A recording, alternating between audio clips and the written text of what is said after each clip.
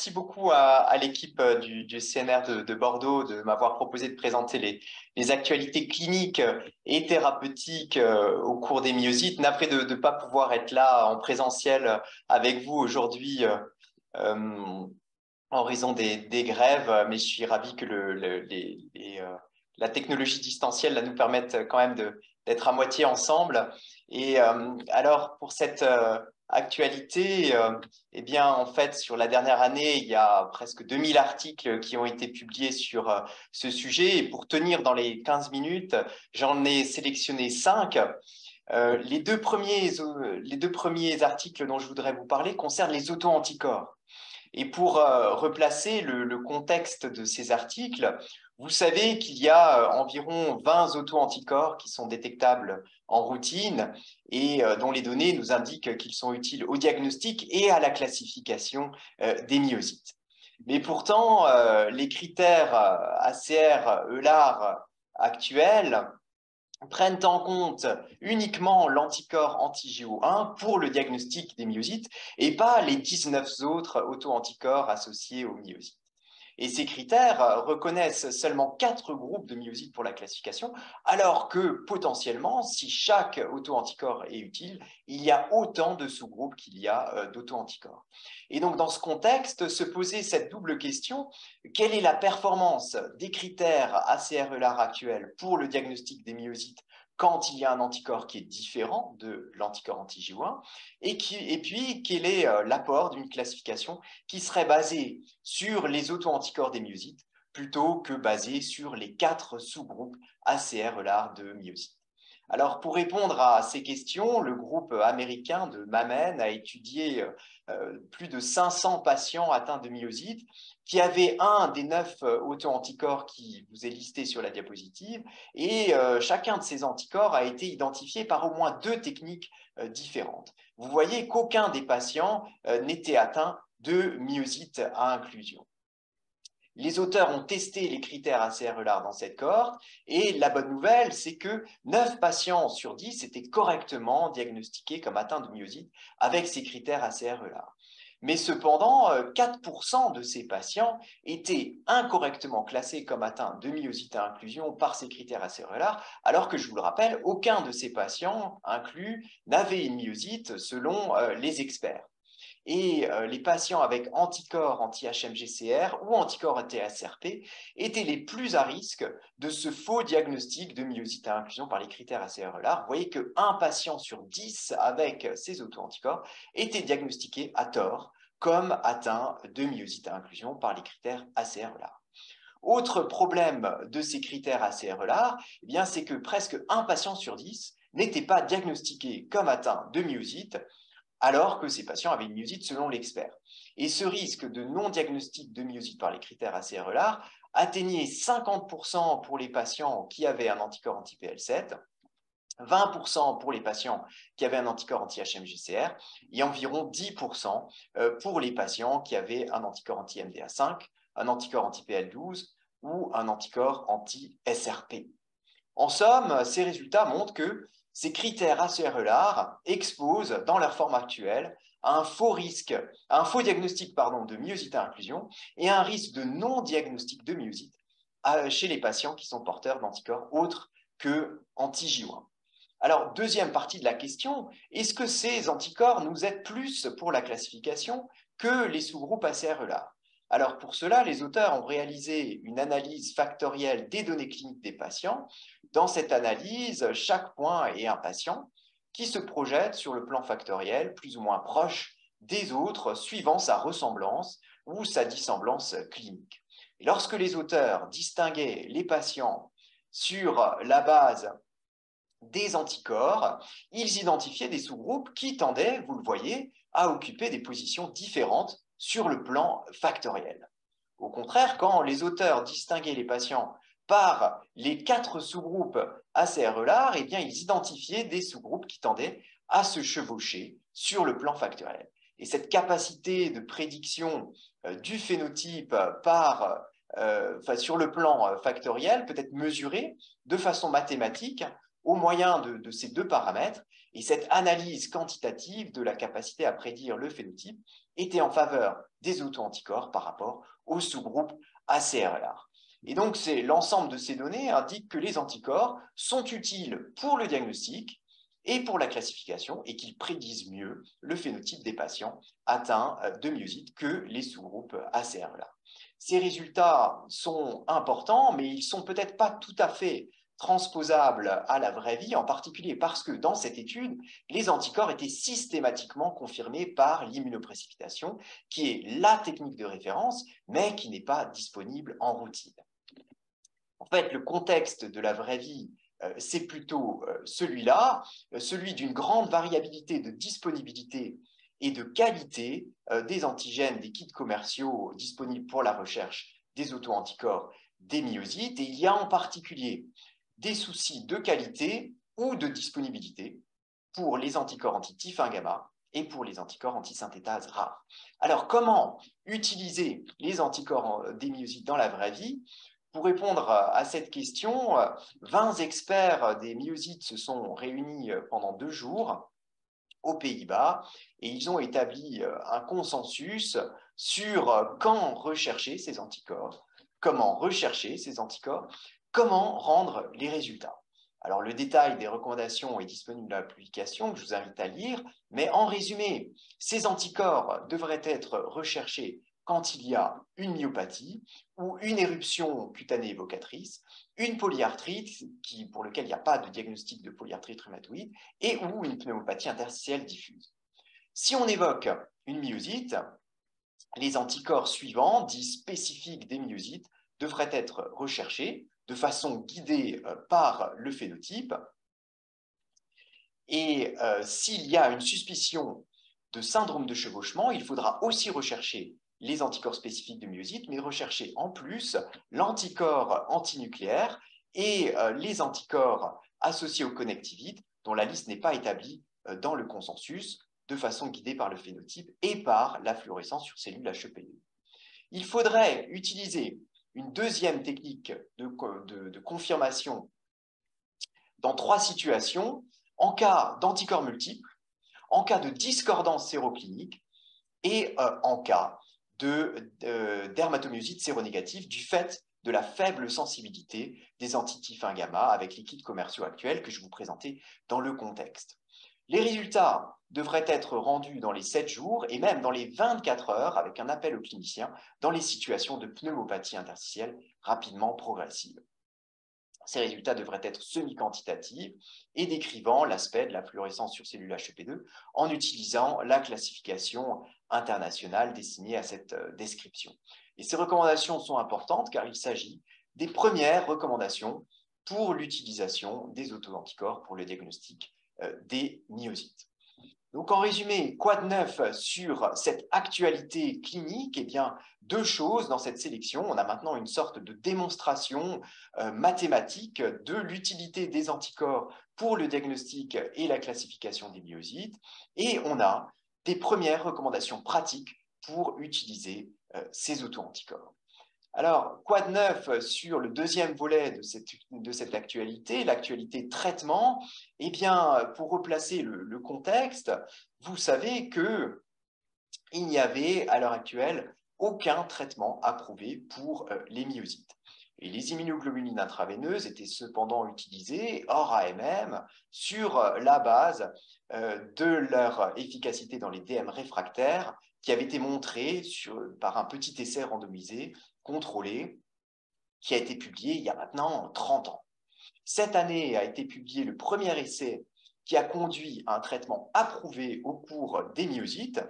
Dans cette étude, 95 patients atteints de dermatomyosite qui étaient actives malgré les corticoïdes et ou un maximum de 2 immunosuppresseurs stables pendant 3 mois ont été randomisés pour recevoir soit les immunoglobulines intraveineuses à la dose de 2 grammes par kilo par mois, soit un placebo. Il y avait une possibilité de crossover s'il y avait une détérioration à 2 visites consécutives à partir de la semaine 8. Et puis, tous les patients recevaient les immunoglobulines intraveineuses en ouvert à la semaine 16. Le critère principal de jugement était le pourcentage de patients qui atteignaient la réponse dite minimale, selon la définition de Lelard. Quel a été le résultat? Eh bien, vous voyez qu'il y avait 79% de patients répondeurs minimales à la semaine 16 sous immunoglobulines intraveineuses contre 34% dans le groupe placebo. La différence était significative, c'est donc un essai qui est positif. Les critères secondaires de jugement favorisaient aussi les immunoglobulines intraveineuses, en particulier la réponse modérée et la réponse majeure. Il faut tout de même souligner les effets secondaires qui n'étaient pas rares, effets secondaires qu'on connaît bien de par l'utilisation des immunoglobulines intraveineuses. Vous voyez les céphalées, 2/3 des patients, fièvre, 1 patient sur 5, et nausées, 16% des patients. Et puis, des effets secondaires qui pouvaient être sévères, en particulier la survenue d'événements thrombovasculaires chez 5 patients parmi les 95 qui participaient à l'essai. Mais les résultats de cet essai ont permis à la spécialité d'immunoglobulines intraveineuses qui a été utilisée d'être approuvée pour la FDA, par la FDA pour le traitement des dermatomyosites. Autre article thérapeutique dont je voudrais vous parler, qui a été publié dans le contexte suivant, c'est celui des pneumopathies interstitielles diffuses, qui est, vous le savez, une des principales causes de mortalité de nos patients atteints de myopathie inflammatoire, mais aussi d'autres connectivites, en particulier des sclérodermies et des connectivites mixtes. Et chez ces patients, eh bien, le rituximab et le cyclophosphamide étaient utilisés avec des niveaux de preuve variables suivant la connectivite et assez faibles pour le cas des myosites. Et il n'y avait pas de comparaison du rituximab par rapport au cyclophosphamide. Et cette année a été publié des données qui nous permettent de savoir si on peut choisir le rituximab plutôt que le cyclophosphamide dans les pneumopathies interstitielles des connectivites, dont les myosites. C'est l'essai Récital. Cet essai, c'est 97 patients atteints de pneumopathie interstitielle diffuse, jugés sévères ou progressifs par le clinicien et survenant dans le cadre d'une connectivité. Et dans cet essai dit panier, vous voyez qu'on a particulièrement été intéressé pour les cliniciens qui s'occupent des myosites, puisque les myosites atteignaient presque la moitié des patients. Les patients avaient plus rarement une sclérodermie ou un syndrome de Charcot. Et ces patients ont été stratifiés pour recevoir de façon randomisée, en double aveugle, soit du cyclophosphamide à la dose de 600 mg par mètre carré par mois et un placebo de rituximab, ou le rituximab, 1 g à J0 et J15, et un placebo de cyclophosphamide. À noter que les comédications étaient identiques dans les deux bras, et à la semaine 24, les patients recevaient un traitement de maintenance qui était laissé à la discrétion du clinicien. Le critère de jugement principal de cet essai, c'était l'évolution de l'ACV à S24 par rapport à baseline. Quels sont les résultats? Eh bien, il y a eu une amélioration de la capacité vitale à S24 dans le groupe cyclophosphamide comme dans le groupe rituximab, et il n'y avait pas de supériorité d'un traitement par rapport à l'autre. Ceci était vrai pour toute la période de l'essai. Et à l'ACR a été donné les données en sous-groupe, et on peut voir ici que l'amélioration de l'ACV sous rituximab comme sous endoxan était la plus importante dans le sous-groupe des patients atteints de myosite, avec la possibilité, bien sûr, que cet effet soit drivé par un effet musculaire sur les muscles respiratoires. Dans le groupe sclérodermie et dans le groupe connectivite mixte, l'ACV tendait à être stable ou à être en tout cas moins amélioré que dans le groupe des myosites. Les critères, donc, on a une amélioration des CV qui est la plus importante dans le sous-groupe des myosites. Les critères secondaires de jugement que vous voyez ici indiquaient tous une amélioration cliniquement significative et qui était similaire dans les deux bras, rituximab comme cyclophosphamide, sauf pour le VA médecin qui était plus amélioré à 1 an dans le groupe cyclophosphamide. En revanche, l'épargne cortisonnée à la fin de l'essai favorisait le rituximab et la tolérance favorisait aussi le rituximab par rapport au cyclophosphamide, ce qui a fait que les auteurs ont conclu que le rituximab devrait être préféré à l'endoxan dans le traitement des pneumopathies intersévères ou progressives des connectivites, notamment ces pneumopathies interstitielles diffuses associées au myosite. Alors, pour terminer, dernier article, hein, parfois, malgré nos traitements immunomodulateurs, le poumon est trop atteint et le patient ne pourra pas récupérer de ses dégâts pulmonaires. On envisage chez ces patients une greffe pulmonaire, mais souvent, les greffeurs sont inquiets du pronostic après la greffe dans le contexte de connectivite et réchignent à aller à cette greffe pulmonaire. Et voici un article important qui répond à cette inquiétude et qui montre que la transplantation pulmonaire est bien une option thérapeutique chez les patients atteints de myosite. Dans ce travail, les auteurs rapportent 64 patients atteints de pneumopathie interstitielle diffuse associée à une myosite qui ont été greffés, 21 en procédure urgente et 43 en procédure standard, dans 19 centres européens. Et la survie à 5 ans était de 70%, ce qui était en fait similaire aux indications plus habituelles de la greffe pulmonaire. Il n'y avait pas de rechute sur le greffon.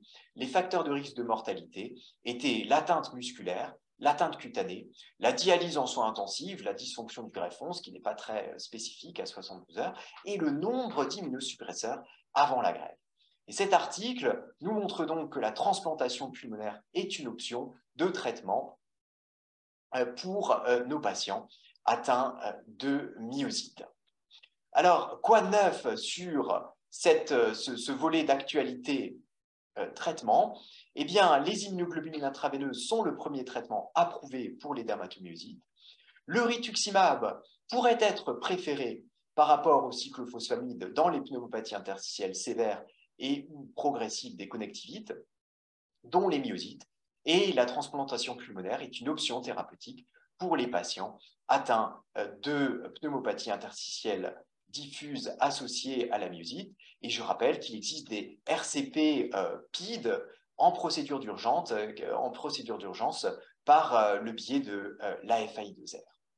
Et finalement, en conclusion, j'espère avoir réussi à vous montrer que cette actualité nous permet d'avoir un meilleur diagnostic et une meilleure classification des myosites, que nous allons vers des traitements dédiés aux myosites qui restent cependant empiriques, et ça indique l'importance de la recherche translationnelle pour le traitement des myosites qui soit basée sur la physiopathologie de chaque sous-groupe, et ça introduit le topo suivant qui sera réalisé par Yavan Bach sur cette recherche translationnelle et ses conséquences thérapeutiques. Je vous remercie encore de m'avoir proposé de présenter cette actualité. Je serai ravi de répondre à vos questions si vous en avez.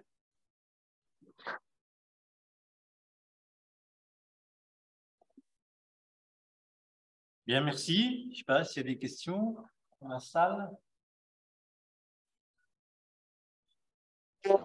Ah. Pour l'étude récitale, en fait, si je ne dis pas de bêtises, vous avez une perte de Rictus et derrière pas de traitement associé. Est-ce que Alain il aurait plutôt associé, par exemple, avec une mycophenolate et donc une réponse différente à 6 mois? Vous avez entendu ou pas? Je suis navré, j'entends très mal, en effet.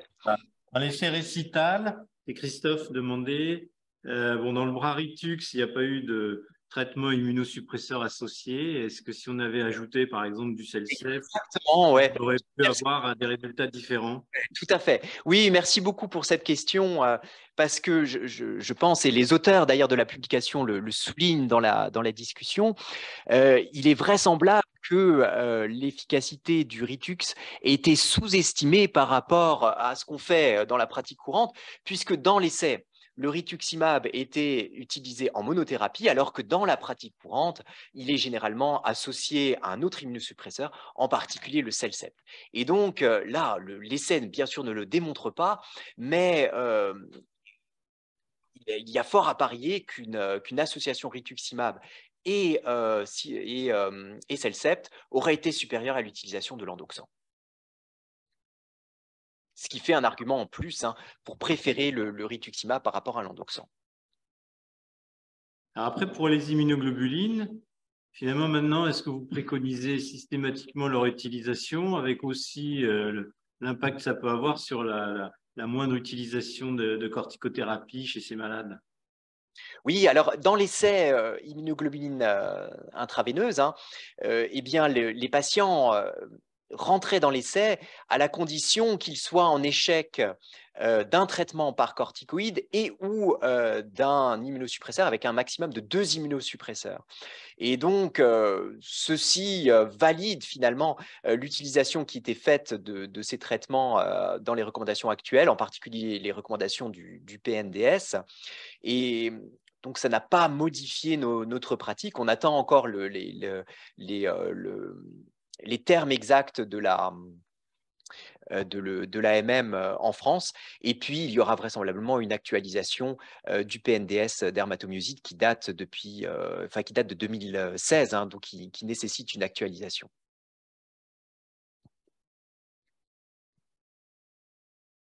Bon, pas d'autres questions. Merci beaucoup. Merci à vous.